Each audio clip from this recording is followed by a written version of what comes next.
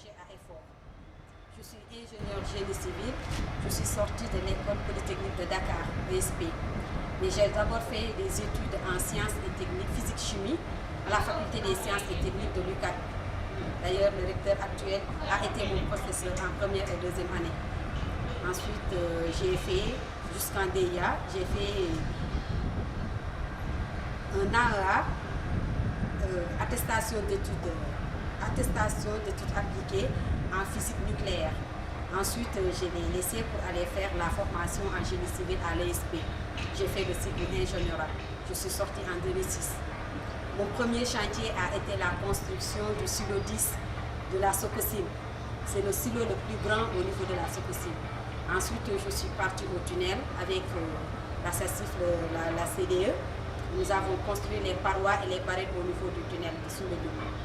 Après le tunnel de Soumbédioune, j'ai fait des chantiers à Dakar comme à l'étranger, au Bénin. J'ai suivi des chantiers aussi à partir de Dakar, en Guinée-Conakry, au Bénin, au Cameroun avec la CECIF. Après cela, je suis passée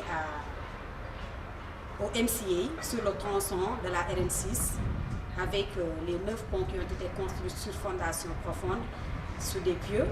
J'ai suivi le chantier et j'étais adjoint au directeur des projets au niveau du pont de Kolda. Alors, vous êtes sur le chantier maintenant de Amadou Mahtar Mbow. Quel est votre rôle sur ce chantier? Je suis chargée de projet. Je suis chargée de suivre et de faire exécuter les micropieux et les pieux, toute la fondation. Expliquez-nous pourquoi vous avez choisi de faire des micropieux. Ici, c'est sur recommandation du laboratoire Labosol qui a fait les études de sondage au niveau de l'université. Et sur ces recommandations, il avait prévu de faire soit une substitution du terrain parce qu'ils ont trouvé une argile gonflante d'une hauteur de 3 mètres. Soit il y a une substitution qu'ils pouvaient faire, soit il y a les micropieux ou les pieux à faire. Et là, ils ont décidé de faire les pieux et les micropieux parce que la substitution est fastidieuse et également coûteuse. Donc, ils ont choisi de faire les micropieux et les pieux qui sont beaucoup plus rapides et également moins coûteux. C'est une affaire de garantie. Oui, c'est également, il y a plus de garantie avec les micropieux et les pieux par rapport à la méthode de la substitution qui n'est pas à 100% fiable. Alors, dites-nous comment vous faites, quel est le nombre de micropieux que vous faites par jour, quels sont vos objectifs immédiats sur le chantier? En fait, nous avons transmis un planning avec 17 micropieux par jour. Mais actuellement, comme c'est un début de chantier, nous avons commencé il y a 3 jours l'exécution des micropieux. Nous sommes sur une cadence en moyenne 15 micropieux. Mais après ces tests, nous savons qu'on peut partir jusqu'à 30 micropieux par jour. Et le rythme vous satisfait? Oui. Et il y a une autre machine qu'on a amenée qui va faire les pieux. Tout le matériel est disponible? Le matériel est disponible. Donc vous allez gagner sur les délais? Oui, on va beaucoup gagner sur les délais, vu la méthode avec laquelle on travaille.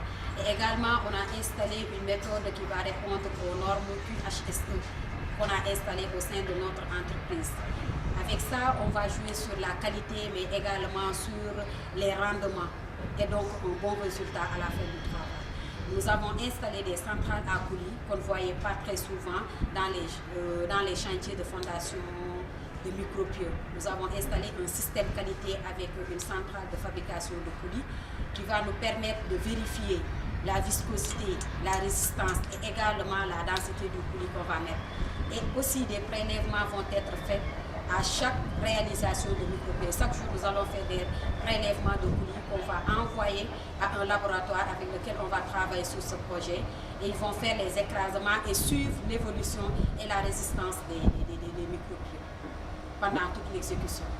Madame Diéyou, pourquoi vous avez choisi ce métier? J'ai toujours aimé faire les sciences, mais surtout aimé faire bâtir quelque chose qui soit visible et qui va faire ma fierté, comme le tunnel. À chaque fois que je passe sur le tunnel, à chaque fois que je vois le silo, à chaque fois que je vois des ouvrages qui sont faits par des ingénieurs sénégalais, ça me rend fière de ce que je suis. Et ça a été mon rêve.